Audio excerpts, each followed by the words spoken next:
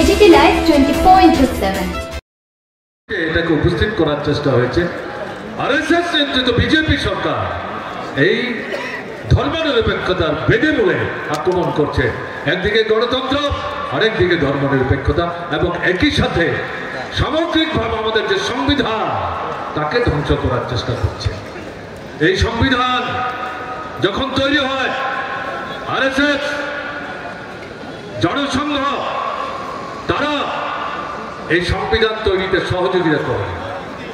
এরা স্বাধীনতার সংগ্রামে পেছন থেকে ছুরি মেরেছে, ব্রিটিশের পদলেহন করেছে।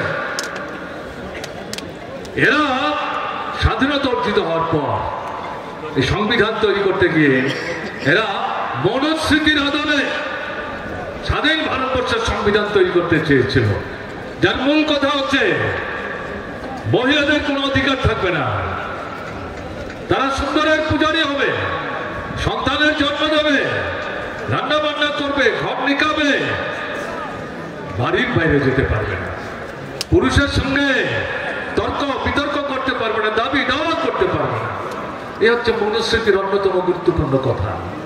আর কে দলিত অংশের মানুষ, যারা তফসিলি উপজাতি সহ বিরাট অংশের মানুষ, এই মনুস্মৃতি মানুষকে 4 ভাগে বিভক্ত করেছে, মাথা, মুখ, হাত, পা।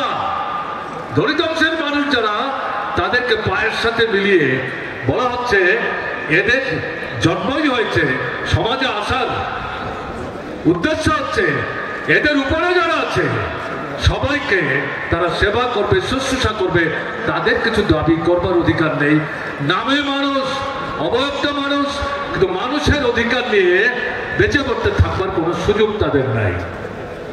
এই যে সংবিধান আমাদের দেশের স্বাধীনতার পর যেটা তৈরি হচ্ছে, এই সংবিধানটাকে আরএসএস, বিশ্ব হিন্দু পরিষদ এবং তৎকালীন সময়ে এই জনসংঘ, যেটা আজকের নাম হচ্ছে বিজেপি, তারা এইভাবে সংবিধান তৈরি করবার চেষ্টা করেছে, কিন্তু প্রতিরুদ্ধ হয়েছে কনস্টিটিউয়েন্ট অ্যাসেম্বলির মধ্যে ডক্টর বাবা সাহেব আম্বেদকরের নেতৃত্বে। তাদের প্রত্যেকটি তুলা প্রশ্নকে খণ্ড বিখণ্ড করে, বিচ্ছিন্ন করে, এবং সেই কনস্টিটিউয়েন্ট অ্যাসেম্বলির মধ্যে কোণঠাসা করে এই সংবিধান তারা পাস করে নিয়ে এসছেন। 1950 সালের 26শে জানুয়ারি আমাদের দেশে এই সংবিধান লাগু হয়। এখন এটা শুনছিলেন কমরেড প্রকাশ বারবার বলবার চেষ্টা করছিলেন, এটা হিন্দু রাষ্ট্র তৈরি করবার চেষ্টা করছে, বেশিবাদী দৃষ্টিভঙ্গি নিয়ে একদলীয় শাসন। এটা করতে গেলে পর আমাদের দেশে যে সংবিধানটা বেঁচে আছে, নানা সময়ে এই গত 75 বছরে তার সংশোধন হয়েছে, তারপরেও তার যে ধাঁচা, তার যে কাঠামো, তার মধ্যে গণতন্ত্র, ধর্মনিরপেক্ষতার যে বৈশিষ্ট্যগুলি বজায় আছে, এগুলো থাকলে পর তারা একদলীয় স্বৈর শাসন ভারতবর্ষের বুকে কায়েম করতে পারবে না।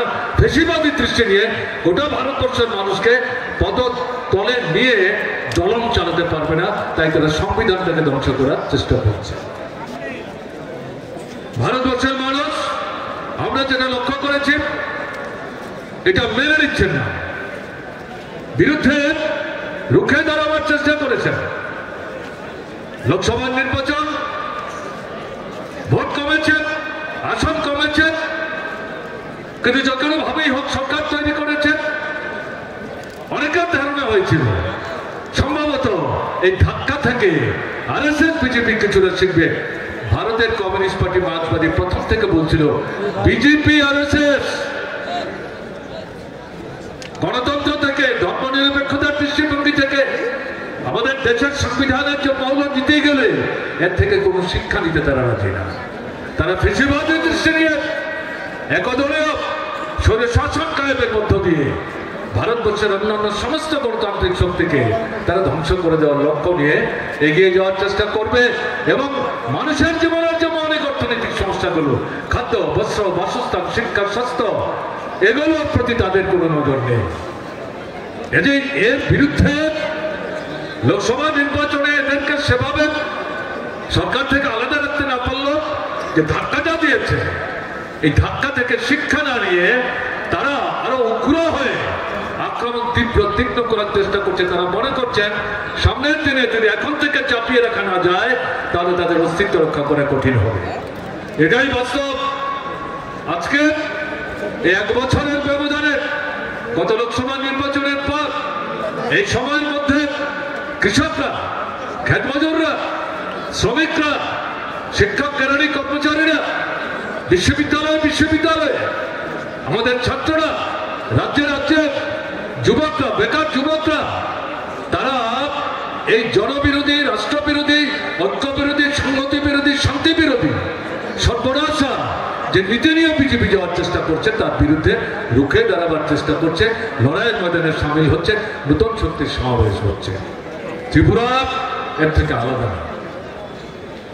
ত্রিপুরাও এই লড়াইয়ে তার সামর্থ্যের সীমাবদ্ধতার মধ্যে সমস্ত প্রতিকূলতা মোকাবেলা করে সর্বভারতীয় এই আন্দোলনে তার গুরুত্বপূর্ণ ভূমিকা নেওয়ার চেষ্টা করছে। তার উপরে কিসের মার্ক্সবাদী কমিউনিস্ট পার্টি, কিসের লাল